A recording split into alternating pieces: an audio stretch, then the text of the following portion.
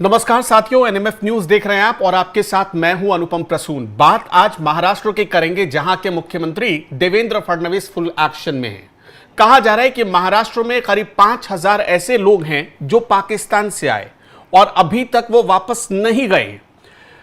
कुछ लोग ऐसे भी थे जिन्होंने देवेंद्र फडणवीस की सरकार पर यह आरोप लगाया कि यह सरकार पाकिस्तान से आए नागरिकों को ढूंढने में नाकाम रही और 107 लोग लापता हो गए। लेकिन ऐसे लोगों को यह नहीं पता था कि जो विदेश से आने वाले लोग हैं वो लापता किन परिस्थितियों में माने जाते हैं। सबसे पहले तो आपको हम देवेंद्र फडणवीस ने क्या एक्शन लिया है उसके बारे में बताएंगे, लेकिन उससे पहले मोटे तौर पर एक जानकारी जो बहुत जरूरी है आपके लिए। जो देवेंद्र फडणवीस की सरकार पर आरोप लगाए गए वो आरोप कैसे बेबुनियाद और निराधार थे, इसके बारे में जान लीजिए। कोई भी विदेश का नागरिक अगर भारत आता है तो उसे किन परिस्थितियों में लापता बताया जाता है। जैसा कि विपक्ष और एक खास जो सरकार में बैठा हुआ दल है उसकी तरफ से भी आरोप लगाया कि 107 पाकिस्तानी नागरिक लापता हो गए हैं, सरकार उन्हें ढूंढ नहीं पा रही है। तो ऐसा क्यों होता है, कब लापता कोई माना जाता है और क्यों देवेंद्र फडणवीस की सरकार बार बार ऐसे आरोपों को निराधार बता रही है, यह समझिए। सबसे पहले तो पुलिस कमिश्नरेट में अगर कोई रिपोर्ट करता है कि विदेश से आया हुआ नागरिक मिल नहीं रहा है, बहुत दिनों से उसे देखा नहीं गया, तब उस स्थिति में वो लापता माना जाता है। इसके अलावा एफआरओ का एक ऑफिस होता है जिसे कहते हैं फॉरेनर्स रजिस्ट्रेशन ऑफिस, जिसमें विदेशी नागरिक रिपोर्ट करते हैं, अपना पासपोर्ट और अपने वीजा के साथ रिपोर्ट करते हैं। लेकिन जो लोग आते हैं विदेश से भारत में, अगर वो कई दिनों तक या एक टाइम सर्टेन ऑफ टाइम के बाद, यानी कि जिस वक्त उनका वीजा एक्सपायर हो गया उसके बाद भी उन्होंने रिपोर्ट नहीं किया एफआरओ के ऑफिस में, तो वैसी स्थिति में उन्हें लापता मान लिया जाता है। लेकिन यहां पर जो महाराष्ट्र में देवेंद्र फडणवीस की सरकार पर आरोप लगे वो सिरे से बेबुनियाद थे। क्यों? क्योंकि वहां पर 107 जिन पाकिस्तानी नागरिकों के बारे में लापता होने की बात कही गई थी, उन्होंने पहले ही रिपोर्ट कर दिया था और कहा यह जा रहा है कि अब 5000 ऐसे लोग हैं जो अभी तक महाराष्ट्र के अलग अलग हिस्सों में हैं, पाकिस्तान से ये लोग आए हैं और ये लोग लॉन्ग टर्म वीजा लेकर आए हैं। अब लॉन्ग टर्म वीजा किसको जारी किया जाता है? लॉन्ग टर्म वीजा उसी को जारी किया जाता है जो बहुत लंबी अवधि के लिए भारत में रहने आया हो। तो जाहिर सी बात है, पाकिस्तान से जो लोग यहां पर रहने आए थे वो कौन लोग हो सकते हैं? वो या तो भारत में कोई जॉब करते हो, या फिर चूंकि महाराष्ट्र का ये मामला है तो हो सकता है कि बॉलीवुड या फिर कला उद्योग से जुड़े हुए किसी इंडस्ट्री में वो काम कर रहे हो, किसी कंपनी में काम कर रहे हो। तो ऐसे लोग लॉन्ग टर्म वीजा लेकर आते हैं। बहुत सारे लोग इस फिराक में भी होते हैं कि लॉन्ग टर्म वीजा लेकर आए और फिर उसे बार बार एक्सटेंड करवाते रहे और बाद में धीरे धीरे वो नागरिकता की मांग करने लगते हैं, जैसे कि अदनान सामी के केस में हुआ है। बहुत सारे इसके उदाहरण हैं, तारिक फतेह से लेकर अदनान सामी तक बहुत सारे इसके एग्जाम्पल मौजूद हैं। लेकिन यहां पर वैसा बिल्कुल मामला नहीं है। देवेंद्र फडणवीस ने आज एकदम सबकी दुविधा दूर कर दी, सबका कंफ्यूजन दूर कर दिया और कह दिया कि जो 5000 लोग हैं पाकिस्तान से आए हुए जो महाराष्ट्र में रह रहे हैं, उन्हें भी जाना पड़ेगा, उन्हें भी सरकार भेज कर ही मानेगी, उन्हें किसी भी कीमत पर कोई रियायत नहीं दी जाएगी।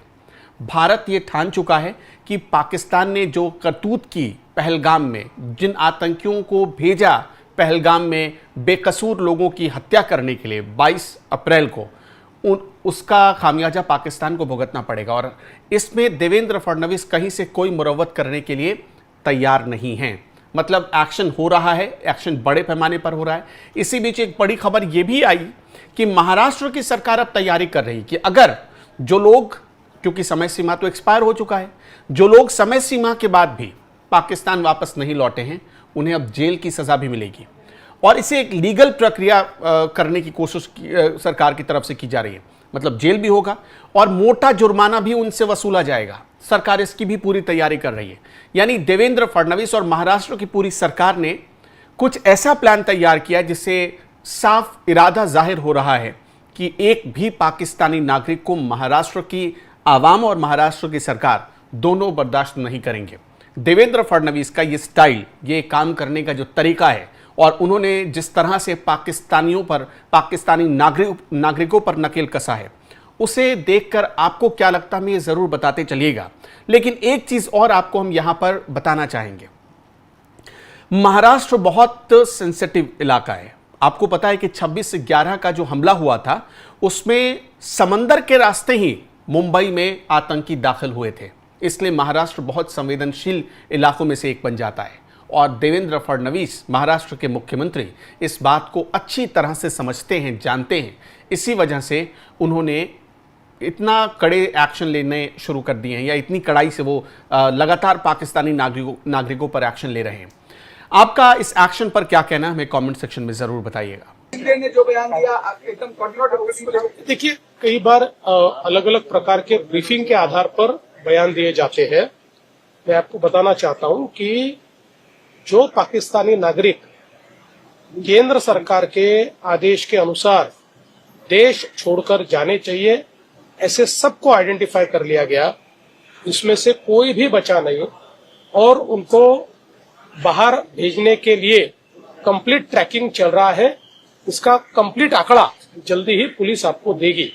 मूल रूप से कंफ्यूजन इसलिए कई बार क्रिएट होता है कि जो पाकिस्तानी नागरिक यानी सिंधी समाज के हिंदू लोग लॉन्ग टर्म वीजा के ऊपर यहाँ पर आए हैं, वो लोगों ने सिटीजनशिप के लिए अप्लाई किया हुआ है, इसलिए उनको इस आदेश के तहत भारत छोड़ने का कोई कारण नहीं है।